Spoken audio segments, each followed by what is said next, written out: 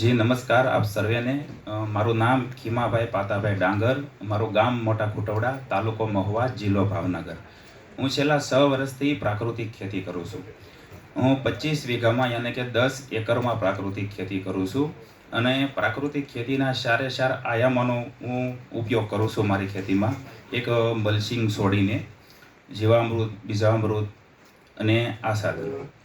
તો મિત્રો, પ્રાકૃતિક ખેતીની જો સાહેબે ખૂબ સરસ વ્યાખ્યા આપી, મારે ડીપમાં નથી જવું, પણ હું તમને તફાવતની વાત કરું. પ્રાકૃતિક ખેતીના 6 વર્ષના મારા એ અનુભવે મને જાણવા મળ્યું કે ખેતીમાં જમીન જે છે એ ભરભરી થઈ જાય છે અને એના પિયત ઘટી જાય છે.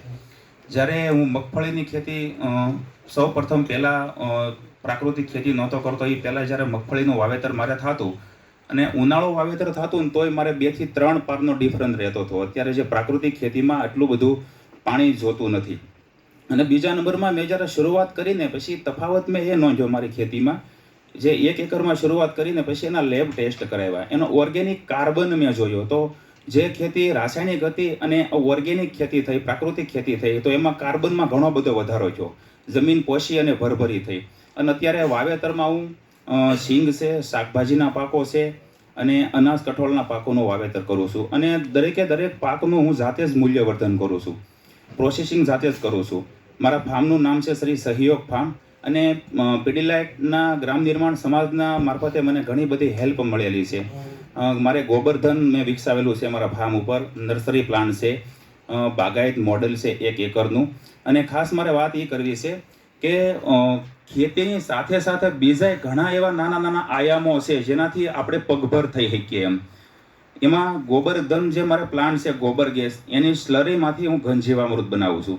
અને એમાંથી હું કપ કોડિયા, ધૂપ સ્ટીક એ બધું બનાવું છું.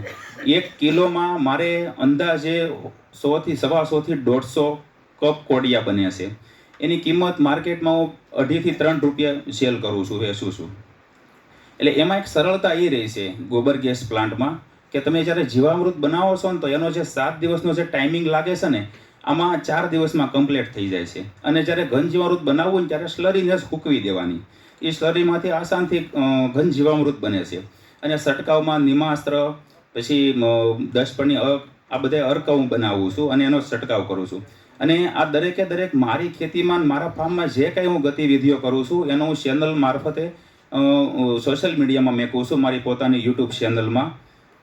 તમામ જે કાંઈ કાર્યો હું અહીંયા મારા ફાર્મ ઉપર થાય છે. અને ઘણા બધા મારા મહુવા ડિસ્ટ્રિક્ટના ખેડૂતો આત્મા થ્રુ, પીડીલાઇટ થ્રુ મારા ફાર્મની વિઝિટે આવી ચૂક્યા છે. એ લોકોને પ્રાકૃતિક ખેતીમાં જે કોઈ સમસ્યાઓ આવતી હોય એનું નિવારણ એમે ખુદ જ તે ત્યાં લાઈવમાં જોયું છે. આભાર. અસ્તુ.